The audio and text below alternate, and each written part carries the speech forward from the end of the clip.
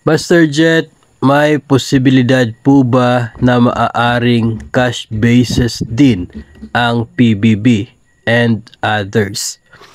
Pwede na maging cash basis din tulad ng nangyari sa SRI. Yun ay kung maglalabas ng DepEd memorandum na talagang cash yung pagbibigay. Pero I doubt na mangyayari yan sa lahat ng benefits, PBB and others. Kasi nga mayroon po katulad po nitong circular ng COA number 2021-014. Ito po yung guidelines on the use of electronic collection or e-collection and electronic payment or e-payment for government transactions. Habang tumatagal, pa-digital na po yung atin pong ruta ng pagdating po particular sa maging sa mga payments po ng gobyerno. So marahil ay yun po yung tatahaking landas natin kasi less yung hassle and less po yung threat particular sa security ng mga personnel na siya po mamamahagi ng cash.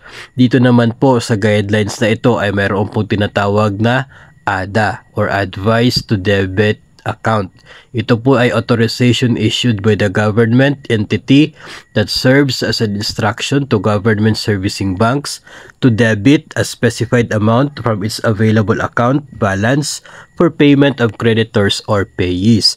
Ito po yung ginagamit natin sa mga government transactions ngayon, katulad po ng ating sahod.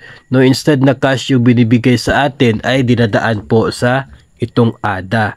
Ibig sabihin, Advice to Debit Account. Isa po siyang parang papel lamang po yun.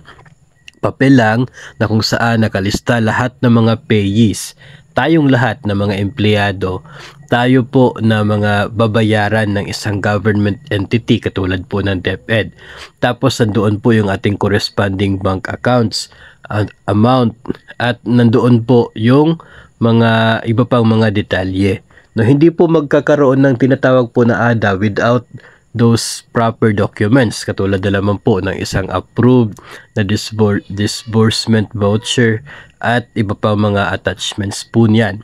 So, ang nangyayari ay sa pag-process nito, online na po. No, kukunin ng government servicing bank tulad ng Land Bank yung pondo from the allocation of DepEd at ipapasok siya doon sa individual account ng mga payees.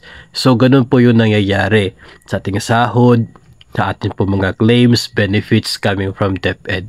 Mas madali po, walang hassle and walang threat pagdating po sa mga personnel na magdadala ng pera. No, yung threat lamang po dyan doon sa individual na magwi-withdraw. Pero pwede naman siya mag-withdraw anywhere na gusto po niya at anytime na gusto po niya. So, yun po yung mabilis na paraan. Yun po yung madali.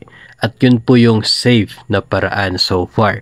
So, doon po yung parang nagiging direction po natin sa pag-process ng mga benefits.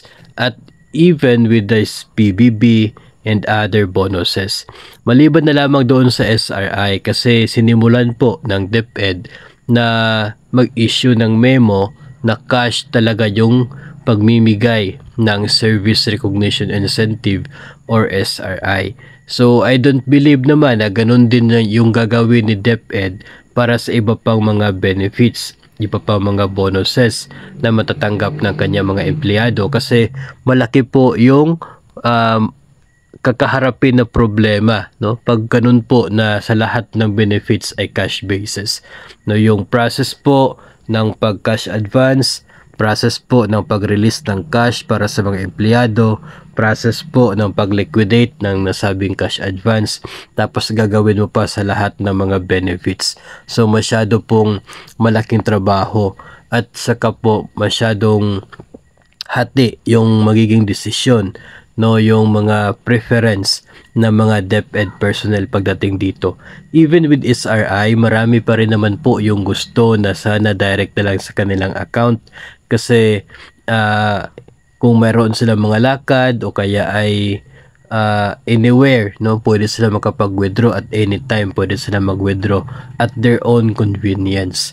So Yun po yung mga bagay-bagay na dapat din pong tingnan ni DepEd if ever ganun po yung kanyang gagawin.